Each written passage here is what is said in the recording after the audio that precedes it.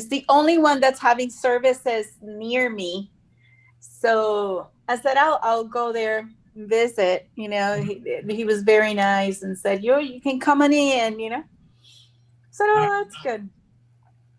So I can't wait for the other one that I told you about Right. to start, because I think that's gonna be definitely more like my style, conservative. It certainly looked very similar to what we do here. So Yeah, that's what I thought. So thank you for confirming that. no problem. Everyone, just getting the YouTube set up.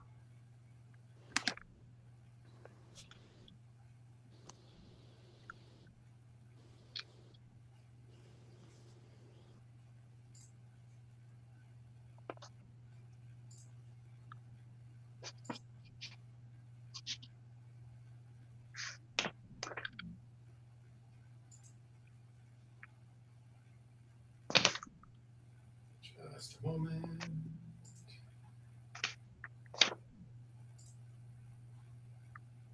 All right. Down there. And I think that's all the technology lined up. Hope everyone is doing well.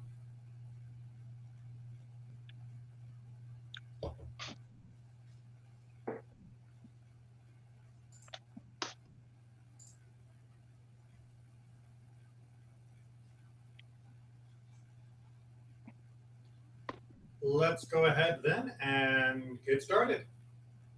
So we are in Parashat Mishpatim, which is the parasha that comes right after the story of Yitro, of Jethro, where we received the Ten Commandments and were formally inaugurated as the people of Israel bound by Torah as part of our brit, our covenant to God.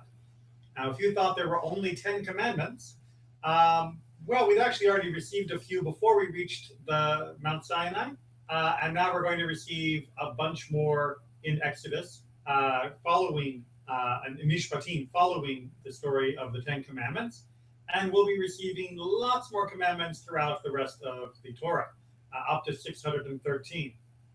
But even if you sit down and just memorize 613 statements of commandments, and yes, there are lists that will help you do that, that doesn't mean you actually know what you're supposed to do. That doesn't mean you actually know how you are supposed to do the commandments. How do you fulfill and implement these? Now, some of it are issues that are handled in other classes and discussions, such as how do you keep Shabbat, how do you keep kosher, things that seem like one sentence can become paragraphs or indeed essays in books. But there are other topics that often get overlooked in modern Jewish studies, primarily topics that have to do with people versus people. Yes, we still talk about tzedakah, and yes, we still talk about the way that we speak to one another with not gossiping, not spreading lies and rumors, but we don't often talk about the Jewish laws governing the more civil aspects of interpersonal connection, the rules of damages between one person and another, and liabilities between one person and another. And that's primarily because since the emancipation, since the 1800s, depending upon where we lived, Jews were not responsible for those. Indeed, we were forbidden from adjudicating many of those issues. And that meant that it fell out of favor to study it in depth. It became too hypothetical and less practical. However, I personally disagree with that result because, while it may be true that most people will only ever deal with a civil court when coming up with answers to some of the topics we'll be looking at today, how you choose to behave prior to the issue arising is still very much a commandment, still very much a mitzvah, still very much a requirement for living a good Jewish life. So even if the secular court will handle the case according to its rules, we have to handle ourselves according to our rules in advance. We, of course, also have to comply with secular rules if they happen to be more stringent than our own personal rules as based off Judaism. But at a bare minimum, we do need to adhere to Jewish law in these topics, even if we know that eventually the case will end up before a secular judge and not before a rabbinic tribunal. And thus, we need to study them. Now, they're not always the most exciting of topics. They don't lend themselves to flights of fancy because, by definition, they are designed to be practical and something that can be implemented in your life. And they will often cause great actual inconvenience because now you are going to be guarding your behavior in ways that you might have been less careful about before having studied or read these passages. So, as such, there is a little bit of a warning here, caveat emptor, that as you are beginning to study these topics, you will find yourself thinking about them at the appropriate time, and you may come to inconvenience yourself in a way that actually helps you follow Torah better. It's not really a warning. That is, in my opinion, a benefit, but it is something that you should be on the lookout for.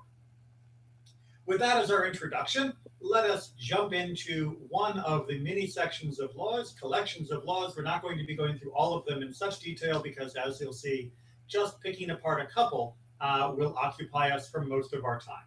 We are in chapter 2 of the book of Shemot. This is Exodus 22 in Parashat Mishpatim. If the thief is seized while tunneling and he is beaten to death, there is no blood guilt in this case. If the sun has risen on him, there is blood guilt in this case. He must make restitution. If he lacks the means, he shall be sold for his theft.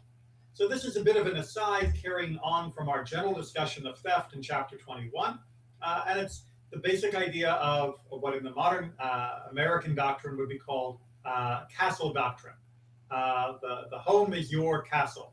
If somebody is trying to tunnel into your house, tunneling was a way of breaking and entering by digging through the back wall, which was usually of loose stone and plaster. That was a way of getting in that didn't involve going through the front door. If somebody is tunneling into the house and you catch them when they are doing it and you defend yourself, if it is daytime and you catch them, you are not allowed to kill them unless they are posing a specific threat more than robbery. This is just a general analysis. There is many more details, but in general, the principle is that a person trying to break into the house during the day assumes there is no one home. That assumption might be challenged during COVID, but that's a different topic. And therefore, we do not assume in advance that they have actual harm intent other than taking away property, that they are not prepared to attack the inhabitants of the dwelling. Therefore, the inhabitants of the house do not have carte blanche right to use lethal force unless it is clear that the thief is also planning to use lethal force. On the other hand, if they are tunneling in during the night, they know people are there, they know a person will defend themselves, and clearly they were, in advance of their tunneling, planning to do physical harm to the inhabitants, and thus the inhabitants are allowed to do physical harm to save themselves in return. That's just the way night and day works. But we're not going to go into that in more detail. I just wanted to give you a quick summary of how that law works in practice. Verse 3. But if what he stole, whether ox or ass or sheep, he is found alive in his possession, he shall pay double. So there is a double as a generic payment for having committed a theft and, of course, returning the property that was stolen. 4. When a man lets his livestock loose to graze in another's land, and so allows a field or vineyard to be grazed bare, he must make restitution for the impairment of that field or vineyard. All right, let's just make sure we have the mental image of what's being described here. We'll start off with the most clear case that we see in verse 4, although we're going to be looking at this in much more detail in our commentary. So you are walking your sheep, and you see somebody else's field, and that field looks like it is full of lovely ripe things that your sheep would love to eat. You take your sheep into the field, and your sheep begins munching around the field.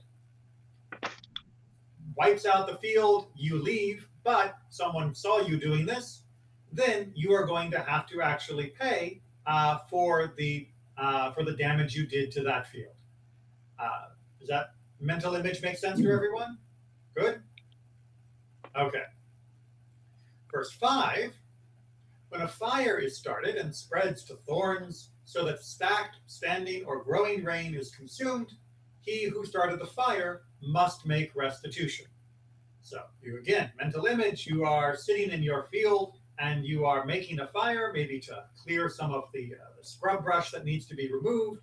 The fire gets out of hand and it spreads into the hedges between fields. From the hedges, it spreads into the next neighbor's field and begins to burn up their field.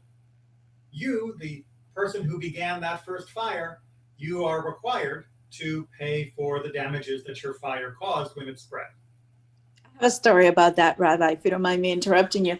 Not at all. My grandfather was a farmer, and so he had to burn, part of his field so that he could, actually put some vegetables and stuff in it.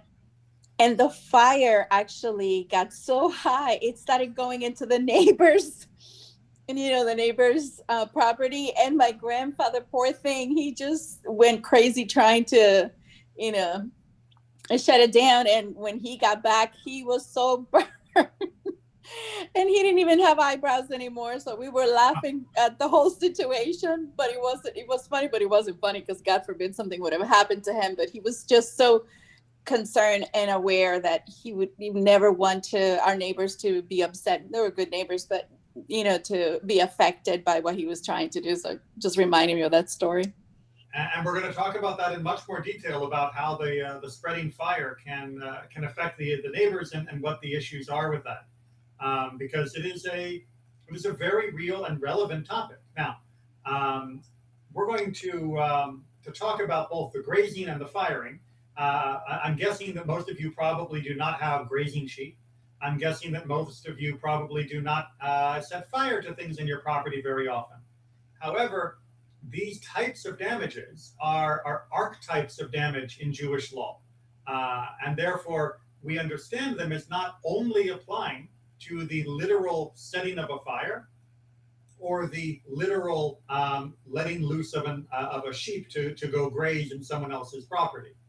But instead, these, like I said, are archetypes. So if you are draining your pool, which is not fire, but water, and that causes damage to someone else's property.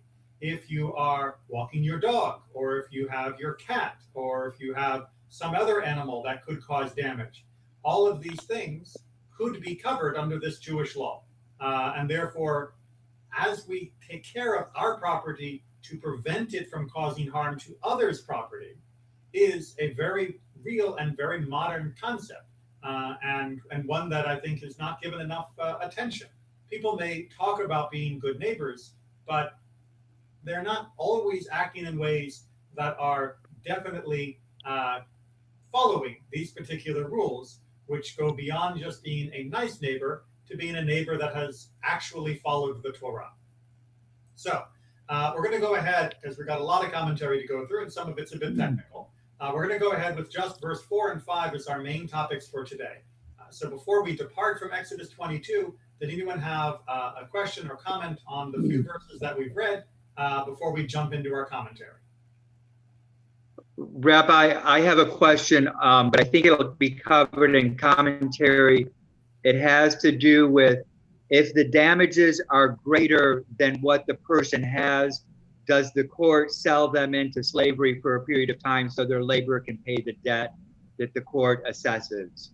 So that's actually not going to be one of our main comments in the commentary. So I'll give you the answer now, spoiler alert, which is to say, in the ancient world, indeed, if a person couldn't pay any fine that they had levied against them, and there was no hope that they would be able to pay the fine in due course. It's not like, my shipment is coming back and once it arrives in port, then I'll be able to sell it, or I'm just gathering money from my relatives and then we're going to be able to pay you back. But if it really is no chance, whether it be from a civil damage or a criminal damage for the person who is being penalized to pay it off, then yes, in the ancient world, the only means of securing a proper payment was from the sale of the person into indentured servitude for a period of time and the proceeds from that sale would pay their debt.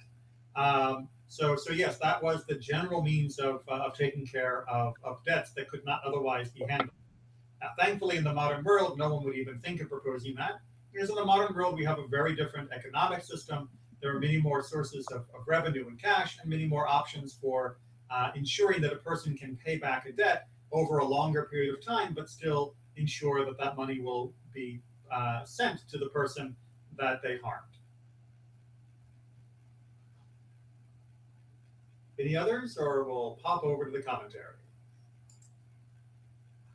All right.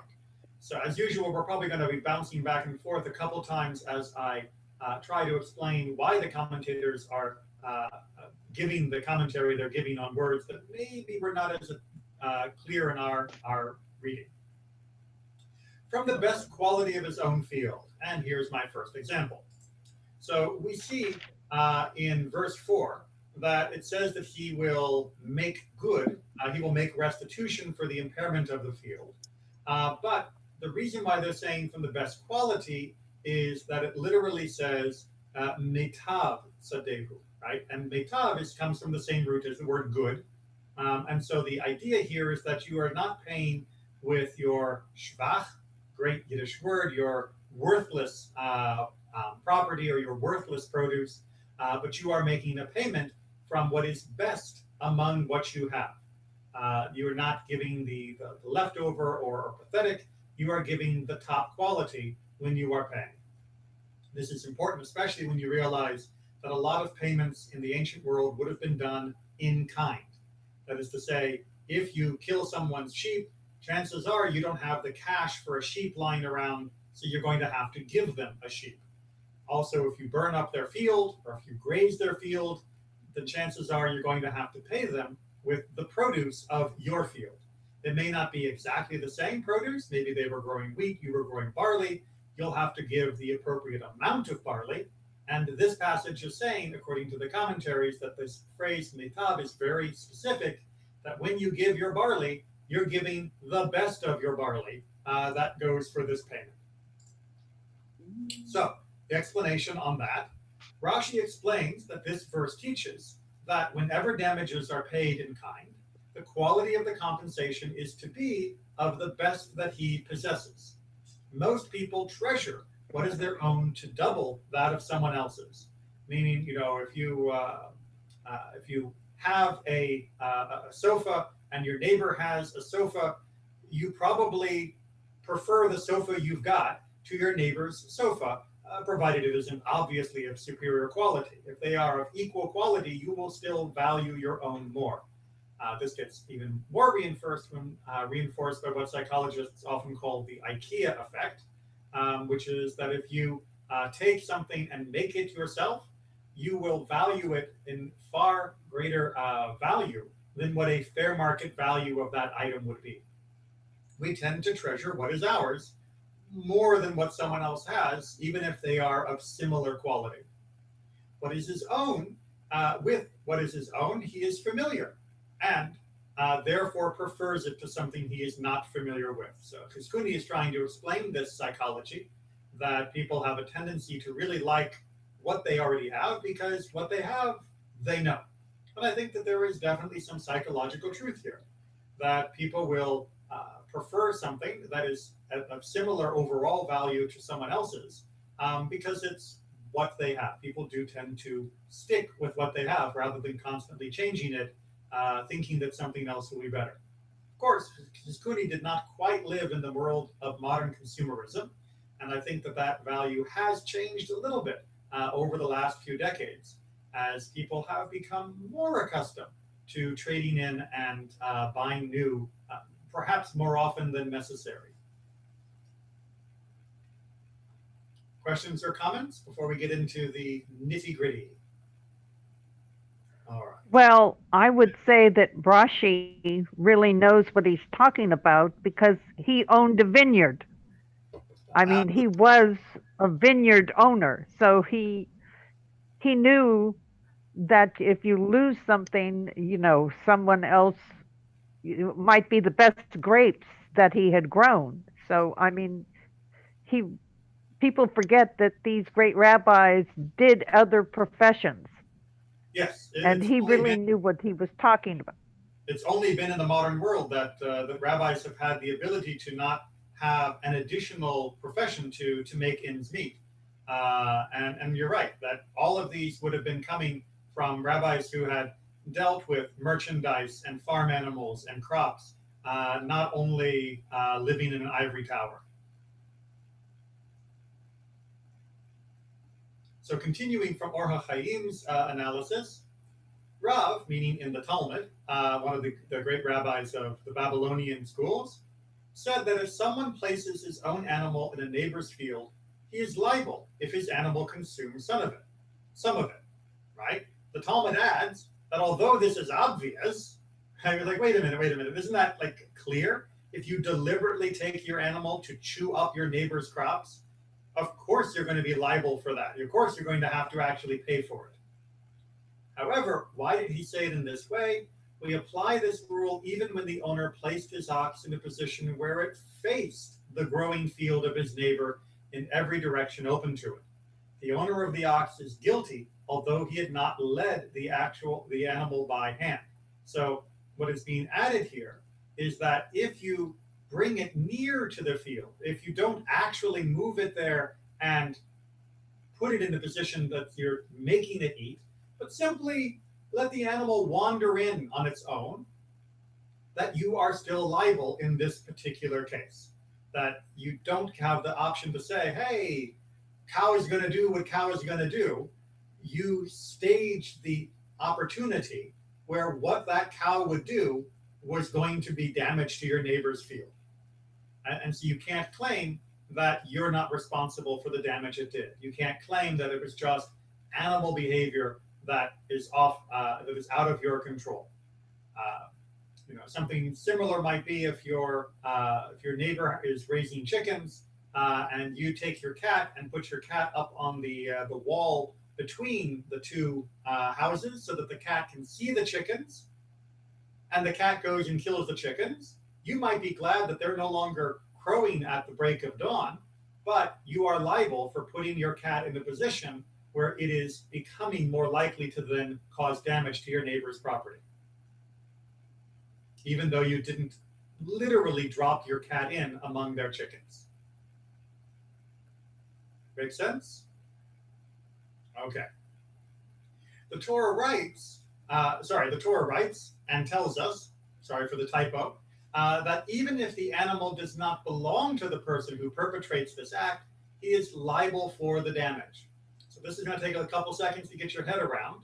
If you are taking care of someone else's animal and you put the animal in a place where it is likely to eat someone else's produce, the owner of the animal is not responsible. You, the caretaker of the animal, are responsible. And that goes to the idea that the owner gave you charge, they gave you responsibility for taking care of the animal, but they did not give you permission to break laws on their behalf. That was your choice to break the law. So if you are a dog walker and you are in a place where you are either deliberately or blatantly negligently taking your dogs into a place where they will cause damage, walking the dogs into a fine china store, for example, because you wanted to buy something for a friend and the dogs knock things over, you, the dog walker, do not get to say, hey, these dogs don't belong to me. I'm not responsible for what these dogs do. Yes, you are, because that is the job that you were charged with. You are responsible for doing that. Obviously, there are more caveats. If the owners of the dog forced you to have to go into that place, or told you that it was fine to go, that they had agreement with the owners or something, if there were other deceptions or lies, then yes, you might be off the hook. But chances are you're the one who is putting the animal in that place. You're the one who is creating the potential for the damage. You are the one who is responsible for the damage when it occurs. Quick question. Yes.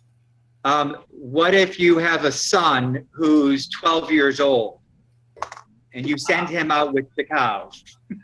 Hold on to that question and we will come back. Okay. Hold on to that question. We're going to go into the idea of who is responsible for what in a little bit more detail in one of the later comments. The Torah goes on to say that even if he did not do what he did by hand, but merely let loose his animal in the general direction of the neighbor's field, failing to take precautions against his animal causing damage in his neighbor's field, he is liable for the damages caused by his beast.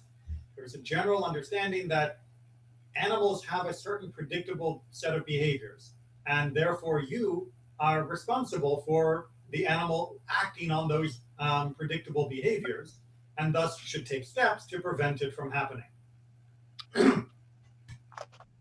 Rashba, going back to our fire case. The one lighting the fire was negligent in not taking sufficient precautions that the fire be confined to his own property, assuming no extraordinary wind is blowing. So this is the general rule of thumb that we're going to see in the fire case as well, which is, yes, you began the fire on your own property, but unfortunately, for whatever reason, you were not taking proper precautions. If you had been taking proper precautions, the fire would not have spread. Since the fire spread, we can see clearly that you did not take the proper precautions. And we're going to go into some more details of what those precautions would be when we get to the next commentary. So Sefer HaChinuch, again, I've recommended many times as a great compilation of the general understanding of the different mitzvot. Doesn't go into every detail, of course, that would be far beyond its scope, but it is a great place to at least get familiar with the broad outline commandments. So as he reminds us from this section of Mishpatim, we have a commandment. We are obligated to judge and to obligate one, meaning to put a fine upon someone who has damaged his fellow with fire, to pay, for example, if he lit his stockpile or burned anything of his. As it is stated from our verse in Exodus, if a fire goes out. The understanding of goes out, by the way, this is not the English goes out meaning extinguish, but this is the English idea of going out, of spreading. If it goes out, the understanding of goes out implies even if it went out on its own, as is discussed in more detail in the Talmud. And it comes to warn, even if one lit a fire on his own property and it went out on its own and it damaged, that he is liable, since he did not watch his coals. Euphemism, he wasn't paying proper attention. As a person is obligated to watch his fire, that it not spread and damage, since it is the way of a fire to spread on its own, even though it is not a living being. So this is giving us a bit of a hint here that you might have thought, which is a common way of introducing a topic in rabbinic speak, you might have thought, since fire is just a natural phenomenon and it's not a willful animal, that you're not responsible for where it moves. Animals have feet, fire doesn't. However, the Torah specifically lists the issue of fire in addition to talking about the damage from animals, so that you not try to weasel out of the damages your fire caused by claiming that the fire isn't a moving creature and therefore not covered by the legislation concerning animals. No, fire moves, every idiot knows that, therefore you had an obligation to prevent it from moving and damaging someone else, specifically their property. And then he gives a brief survey.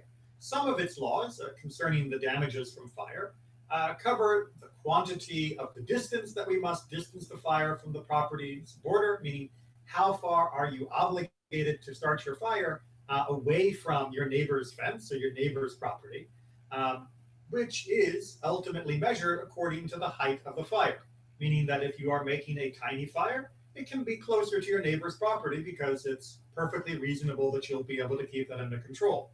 If you are making a massive bonfire, do not do that against the wall because that is much more likely to spread.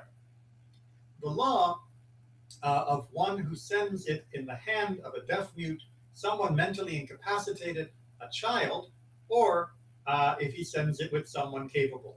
So this is giving us a general summary, which we'll also see in more detail in just a minute, that yes, there is an obligation if you send it with somebody that is incapable, or if you send it, meaning if they are carrying the fire on your behalf to the place you instructed them, that you, as the person who created that fire, are responsible for the damages that it does. You can't say, well, the child is responsible. No, they're not.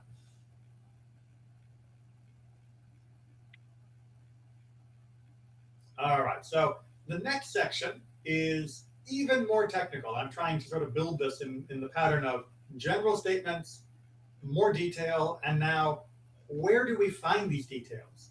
So this is taken from Mechilta de Rebbe Yishmael, and that is one of the earliest sections of rabbinic literature. It is what is known as halachic midrash, or midrash halacha. And its general structure is to take a verse and then analyze the words, the sentence structure, and details to show us how we derive the different principles. Now, I'm only doing excerpts here. There's much more in the original copy, which can be found online. Go to Sefaria, it's got a lot. But I want to give you a taste of how we can work back to the details of the verse to see why the law is what the law is. Again, not going to be covering everything because that's a whole different course. If fire goes out and it finds thorns, he shall pay. The one who lights the fire is going to pay for the damages. All right, so starts off with the phrase, why need these be written? Very common rhetorical device. Anytime you see that in rabbinic literature, the answer is ultimately going to be, of course it had to be written because it teaches us X, Y, and Z. Why need this be written? First, why is it seemingly unnecessary? It is derivable from kal v'chomer. Kal v'chomer is the Hebrew equivalent, from what I understand, of the legal term in American law of a fortiori, meaning that you should be able to deduce this by a different case where it is obvious that if it applies in that case, it would of course apply in this case as well. In the Hebrew formulation kal v'chomer, what it means is, of course, if it applies in this more lenient case, then in a stricter case, in a stronger case, of course it's going to apply. So if he is liable through thorns, right, if he is liable if the fire spreads through thorns, how much more so if he himself lights it directly? Of course I'm going to know that if he lights it, he's responsible, because if he's responsible when it comes through a medium of transmission, then of course he'd be responsible if he lit it directly. If it is derivable, kal v'chomer, why need the verse be stated? Answer, Torah comes to equate for liability damaging per force with damaging willfully, damaging non-intentionally with damaging intentionally, and to equate a woman with a man for all the damaging of the Torah. So, again, this is the very concise, and in fact, even the words in parentheses are not found in the original text, but are implied, language of how the rabbis kept their notes on analysis. So what is it coming to teach us? That by telling us that it happens, that the penalty is the same for one who has their fire spread through the thorns as well as one who lights the fire directly, it is telling you that whether your fire spread by circumstances beyond your control, per force, or whether it spread because you were trying to make it spread, or whether it spread and you didn't intend it to spread, or whether it spread and you did intend it to spread, and whether it spread when you were a woman who started it or whether you were a man who started it, it is all the same, that you are liable for the damages. There is no exceptions being made under these different conditions. We're good? Like I said, this is getting into the more nitty-gritty of how the logic system works. It takes a while to get used to it, so if it's not immediately leaping off the page of why that makes sense, that's okay. You can ask questions, or you can see a little bit more, and maybe it'll help click it all into place. All right, well, let's take that word thorns under more investigation. Thorns are mentioned only to assign a limit. What does that mean?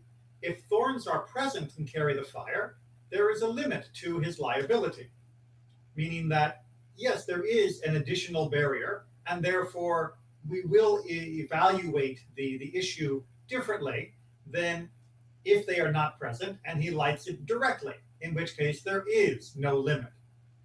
Right? So there is a limit to how far does the fire spread that you are responsible for. Meaning that if I light a fire in my backyard and it happens to jump to the thorn bush and that happens to jump to my neighbor's yard, no problem. But if it jumps from my neighbor's yard to the next neighbor and to the next neighbor and it burns half the country, am I financially responsible for everywhere that fire goes? Or am I only responsible within a certain radius around my original fire?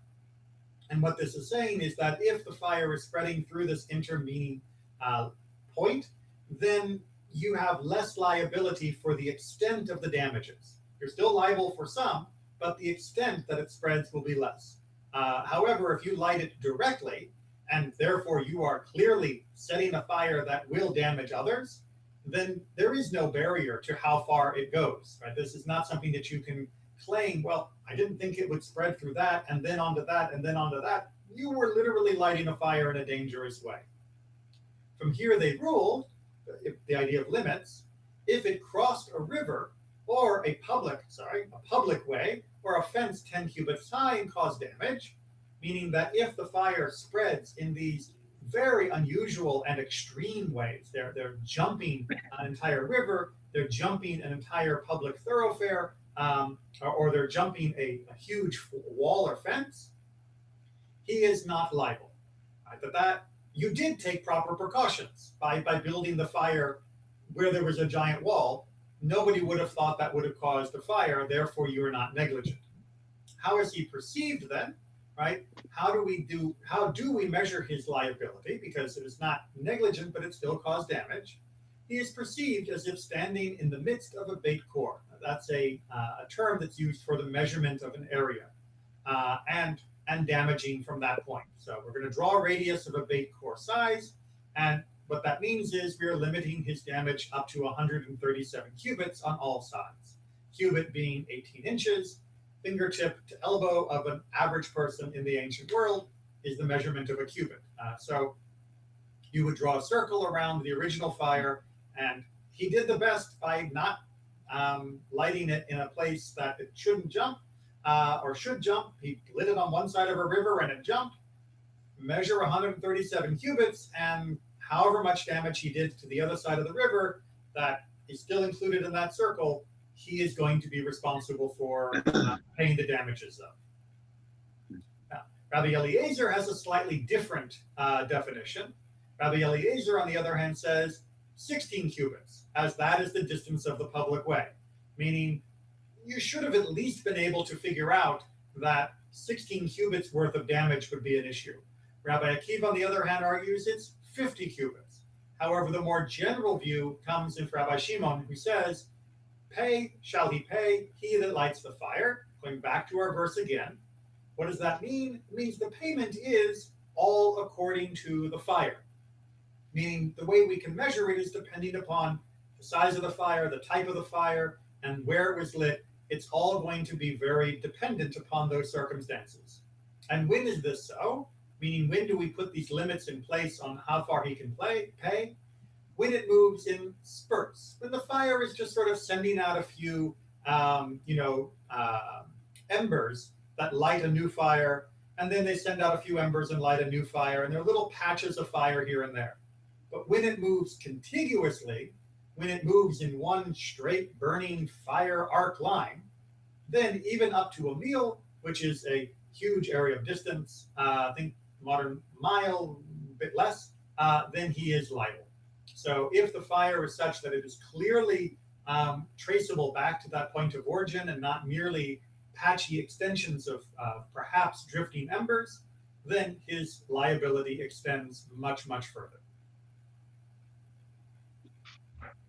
And as far as what you have to pay for, well, and there shall be consumed sheaves, all things are included.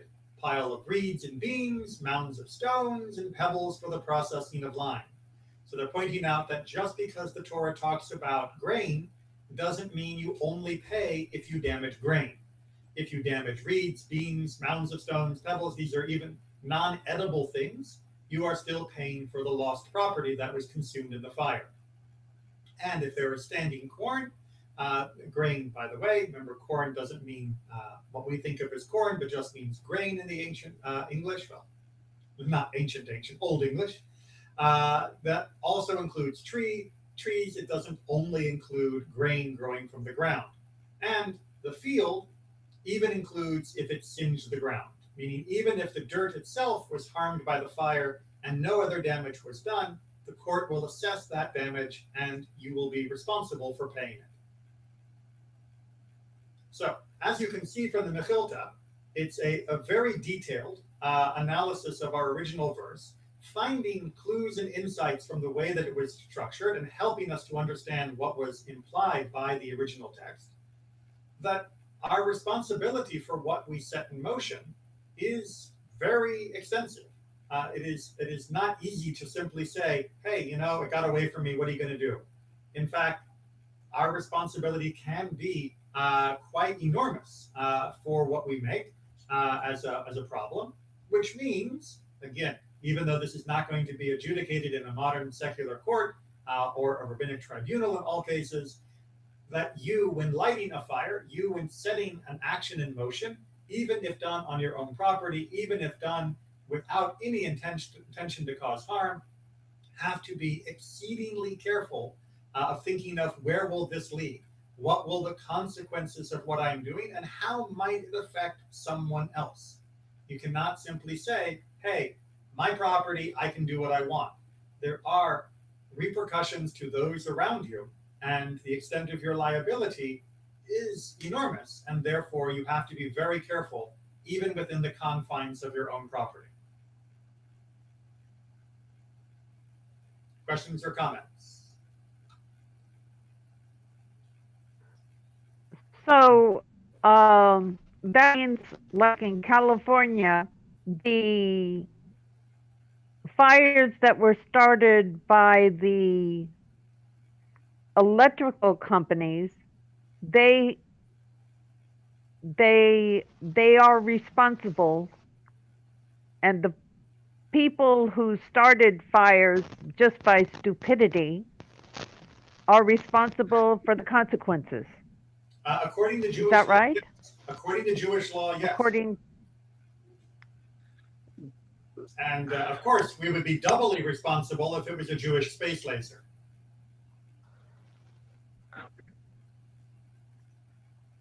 Sorry, just a little bit of dark humor for what people believe is out there. But Rabbi, am I correct when I look at, for example, Rabbi Akiva says 50 cubits, that even though there are damages, their court may have limits. Indeed. If beyond which a certain point is not reasonable. Exactly. If you are sitting in your backyard and your backyard has 20-foot high stone wall fences all the way around it, and you are burning something in your barbecue, and who knows what happened, that one of the embers happened to get over that wall and happened to land on your neighbor's property and start a fire on your neighbor's property, then what those rabbis are arguing is there would be a limit to how much you would be responsible for the damage once that fire began to spread, because you had been taking very reasonable precautions when you started. So yes, the more reasonable precautions you take, the more your liability is limited. Which is a good rule of thumb, even if the rabbinic court is not the one coming to bang the gavel on you. All right, so let's move back to our animal situation of something chomping on the neighbor's food. Again, we're returning to Sefer HaChinuch to see what he has to say in the summary. Again, this is a mitzvah that the one who damaged his fellow with the damage that came as a result of foot or tooth, we must obligate him in payment for his choice properties for all that he destroyed. Now, notice the first thing that's being clarified here is that whether the animal hurt the property by its foot, meaning walking across it, or if it hurt the property by chewing it, you are going to be liable for the damage. Animals have two different ways that they can damage things. A cow might just trample something, destroying your pumpkins, or it might eat the pumpkins. For example, one who brings his animal into the field of his fellow and he ate there, or destroyed those things that sustained themselves from it, when it passed through there with its feet, right? Meaning in both those cases, whether it ate it or whether it trampled it. Some of the laws of this mitzvah cover what are the places in which one is liable for the tooth and the foot, meaning is there a difference between the land that is at the edge of the public thoroughfare? Is there a difference between things that are overhanging into your property? Is there a difference between the types of location where the damage might take place? The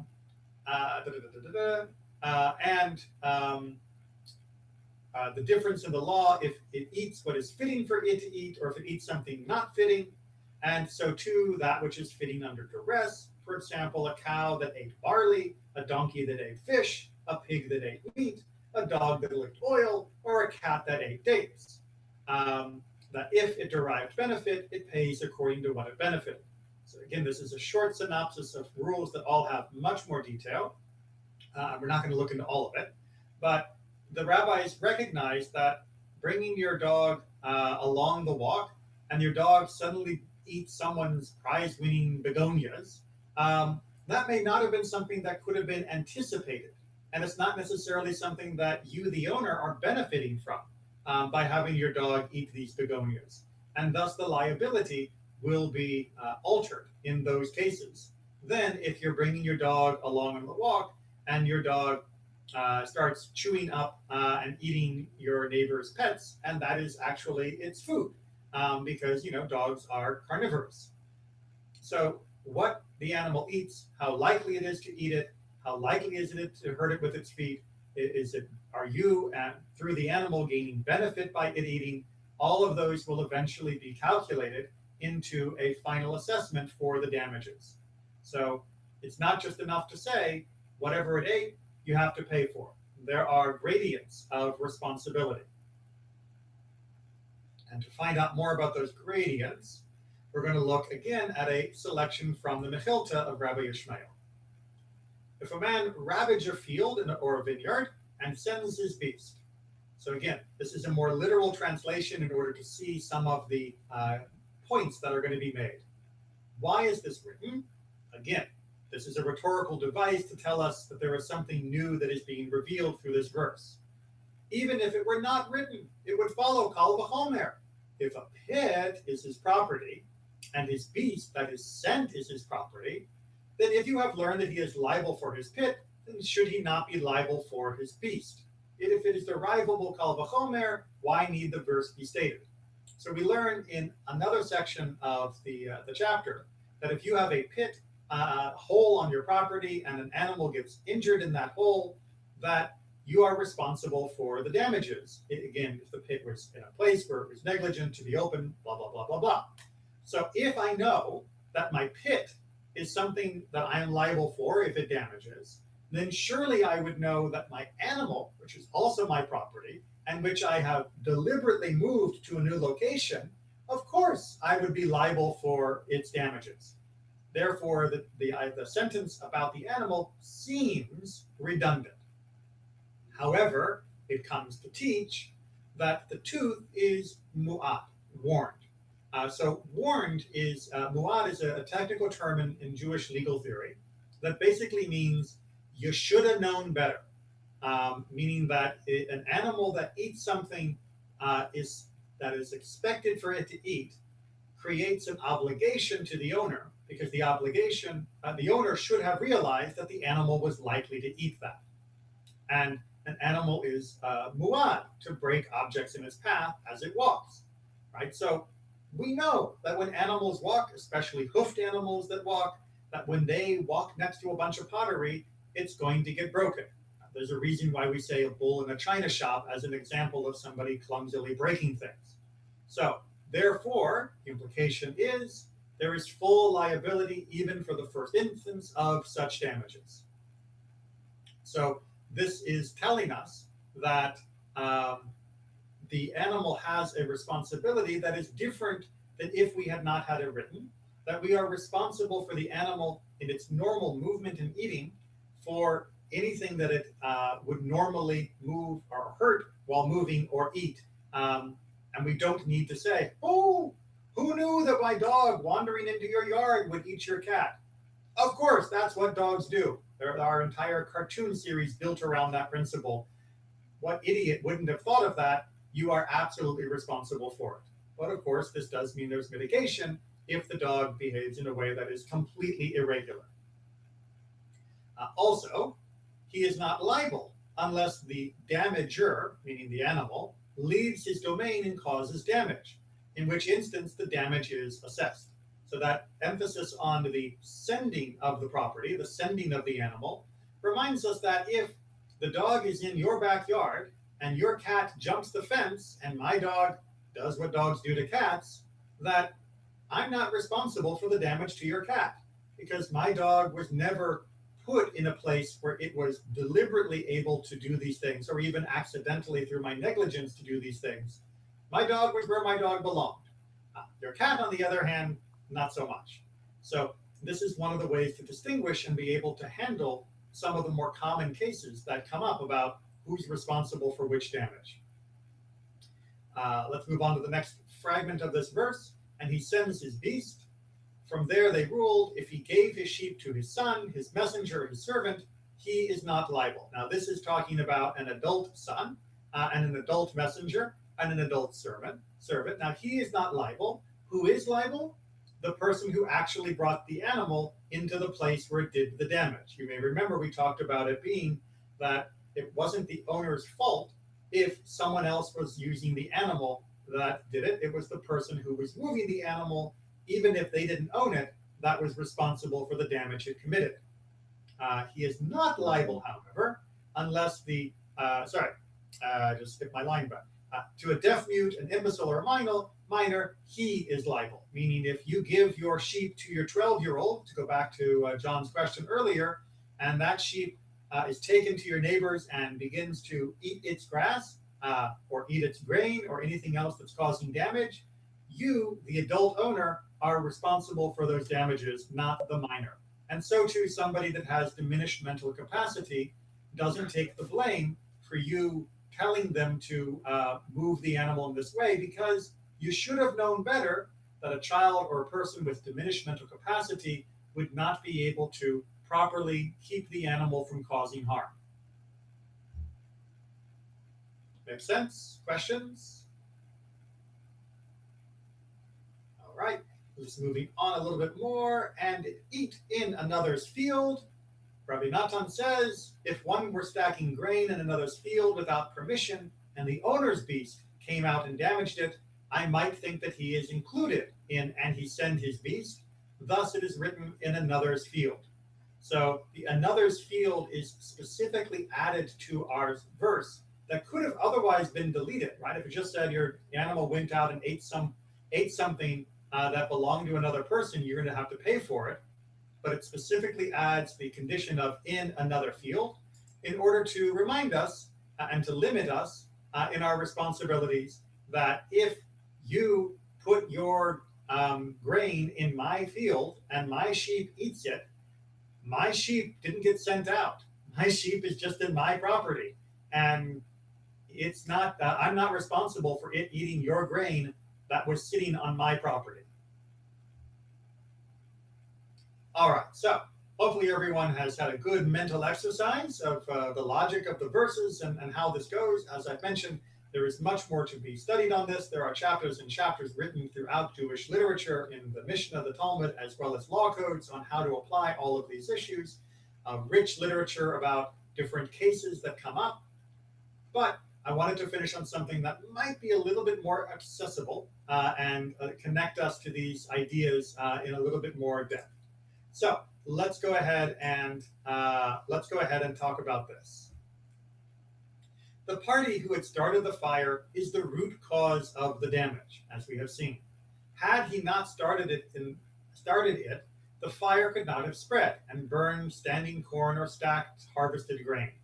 The sages in Bava Kama use this verse to see an allusion in it to the destruction by fire of the Holy Temple. Destroyed first by the Babylonians and then later by the Romans. they quote God as saying that he himself must compensate the Jewish people for the burning down of the temple, as he has started the fire. The sages quote Isaiah 64, "Our holy temple, our pride, where our fathers praised you, has been consumed by fire," using very similar language to our verse. "All that was dear to us has been ruined." Seeing that the Jews attribute the destruction to their own faults, God was willing to describe himself as the root cause and assume the burden of compensating the Jewish people as if he has started the fire. So there's almost an argument, basically, between us and God.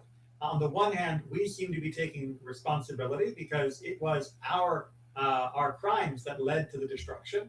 On the other hand, God is also seemingly willing to say, no, ultimately it was God that started the fire in response to the crimes that we had committed, and therefore God will compensate us, which of course is an allusion, a reference to redemption and the coming of Mashiach. May it happen speedily. So this innocent little verse about the person who starts the fire is responsible for the fire can actually lead us also to this spiritual insight that eventually the fires that have consumed us over the many years will be avenged, will be compensated, and that eventually things will be made whole once more. In a same vein, we're talking about how to approach these verses in a way that gives us additional emotional, psychological, and spiritual insight. We'll finish with Shnei Luchot HaBrit. The reason the Torah had to include this piece of legislation is that whereas one would have thought that if someone makes a fire within the confines of his own home, he is not responsible if his neighbor's property is accidentally damaged by the fire, the Torah imposes the duty to see to it that any hazardous activity, even within one's own home, must be accompanied by precautions to safeguard one's environment.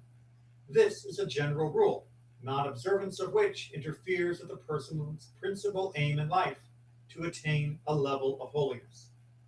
So he begins in a fairly mundane way. The Torah is telling us, like I've said now multiple times, even if it's your own property, you have to be careful where it will spread to somewhere else. And he reminds us that we have an obligation, here using the term environment in its broadest sense, meaning both our neighbors as well as the environment as a whole. But then I love the way that he finishes with what would be a twist in modern terms. In modern terms, the warning against the responsibilities you'll have if the fire spreads are generally considered to be financial warnings. Don't do that, you'll have to pay.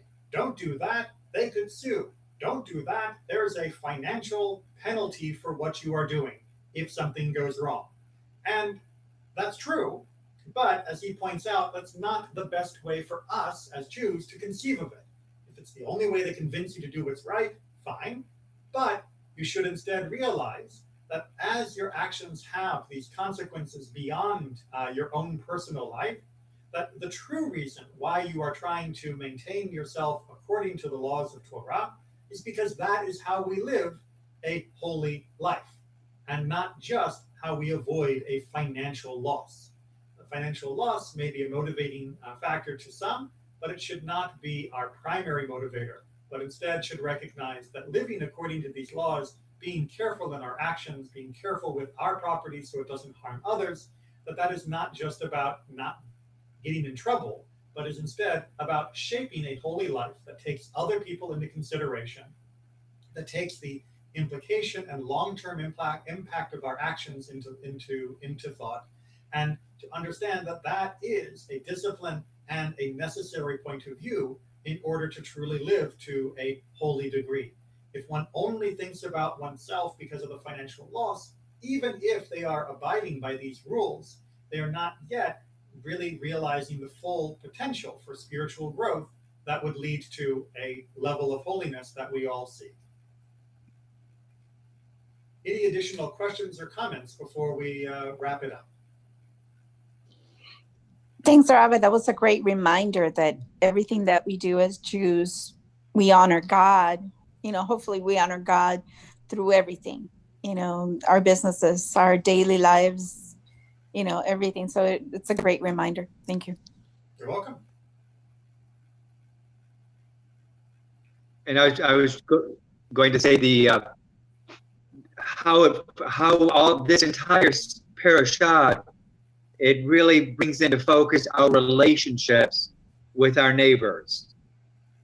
And the fact that that is such an important part of how we live our lives. And that this section of the Torah lays it out to remind us it's in the mundane things that we serve God. Exactly right. And it's a shame that over the last few decades, people have become more and more distant from their neighbors. And that is an unfortunate feature of modern life for a whole variety of reasons I don't want to get into right now. But regardless of whether we are alienated or disassociated from our neighbors in our day-to-day life, we still have to think about them. We still need to be aware that there are other humans that share this space, this area, and that other humans are dependent upon us and how we live, and that our actions have these effects upon them. So even if you don't know your neighbors' names, even if you don't particularly like your neighbors, even if your neighbors are people that have never reciprocated your offers of friendship, you still have to treat them with enough dignity and respect that you are following this, because that is the holy way to live, not just because it'll keep you out of court. Mm-hmm. All right, everyone, take care, be well, give a wave to your neighbors next time you see them, and keep your own property under control. Thanks, Rabbi. Thank you, Rabbi. Bye. Rabbi.